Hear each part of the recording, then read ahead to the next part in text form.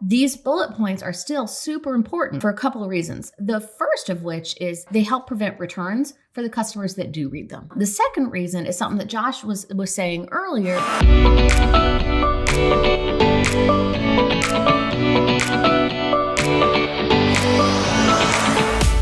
Hey y'all, Heather here, and I'm here with Josh. We are the co-founders of RSG Sales, and today we're talking Sales Tip Tuesday. And on this Sales Tip Tuesday, we're talking about how you can use bullet points as a supplier to inform your customer and help with conversions. Last week, we talked about product titles and what you need to have in them to convert. As a quick recap, obviously you need to have what the product is, what the color is, and any dimensions associated. And we dive into that a little bit more in our other video. But today, the focus is bullet points. We have an ongoing, we're gonna say dispute between us because I am of the real world that perspective that yes, bullet points are hugely important, but customers don't read them. And they're important for other reasons other than the fact that they read them. And so I think that's one of the things we actually really, really want to dive in here today and have you all understand, even though customers tend not to read them, because let's be honest, do you read them when you're looking at things?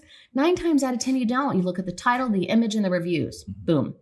But these bullet points are still super important. And they're important for a couple of reasons. The first of which is they help prevent returns for the customers that do read them. Mm-hmm. Yeah, for sure. I mean, that's number one.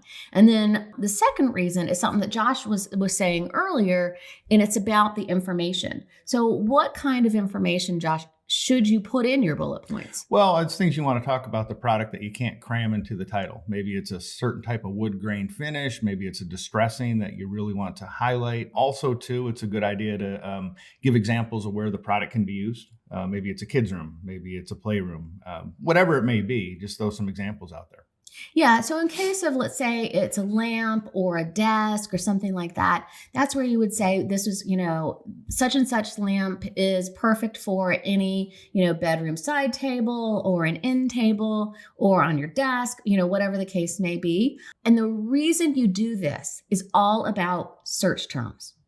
And that's the key thing. So it used to be, even like 3 years ago, it was all about tell the story, make the customer feel like they can have it in their home and blah, blah, blah. And yes, that is still important, but not for the same reasons. It's because now with the algorithms and everything, searching has gotten so technical that look at telling the story as the way to include all of those key search terms that you want to have. So for instance, in the case of this lamp I was just mentioning, a key search term would be living room, desk, end table. People actually search, I want a blue lamp for my desk. And that's how they search. And or wood grain, something like wood grain. That's it. Exactly. So, so you want to include all of that, what may be considered extraneous, but very detailed information.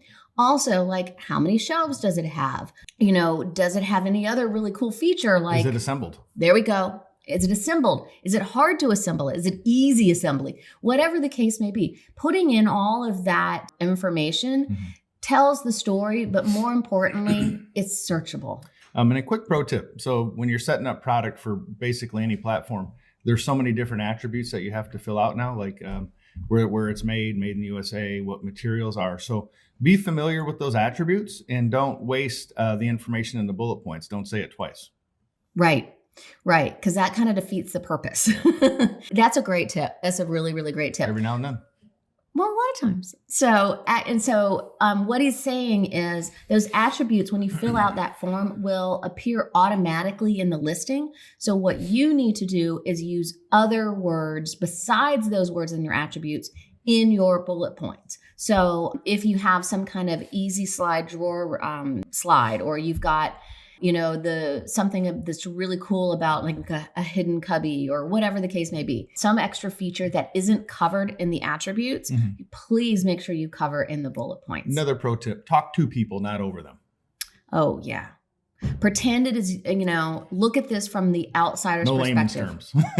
Yeah. So, use layman terms, not industry Right. terms. Yeah. Said it backwards. Yeah. So you want to make sure that you use, regular talk and not use what we call industry speak or manufacturer speak. So many times manufacturers or suppliers are so close to their product Inward. that they don't realize that the way they describe them or how they would describe them in the company. But you need to look at these like you're going outward with that. So a lot of times it really even helps if you have someone who's not, in your office, who's not in the heat of it. Take a look at some of these description and bullet points because they'll have a fresh idea and they'll have a fresh take, even though they could be part of the company, but they're not going to be as intimately, connected to it as you may be. Right. One last pro tip. Look at the best sellers, who has the most reviews, and see how they do it. Yeah. You don't have to reinvent the wheel necessarily. That's right. Imitation is the greatest form of flattery. Yeah. So don't steal, just imitate. Make it your own. Make it your own. Make it your own. All right, gang. So I hope this was helpful. Just to have a quick recap about the 3 ways that bullet points, can work for you. Number 1, they help with minimizing returns. Number 2, it tells the story. And number 3, it gives you the opportunity to use as many SEO search terms as you possibly can to give the customer the most amount of ways to be able to find your product. Okay, hope you all have a great day. Have any questions or comments, please leave a comment below. Oh, and I want to take this quick opportunity to tell you about a new program that we're launching on April 1st. So if you want more help like this, but have it much more in depth, we are starting the Spark e-commerce mastermind. And this is a program that we have basically been developing over the last 14 plus years. And we are helping e-commerce suppliers like y'all, kind of have an easy entry point and way to grow their e-commerce business. So if you join before April 1st, you get some special early bird pricing. If it is after, then not to worry, it's still good pricing. So, all right, gang, thanks a bunch. Bye-bye.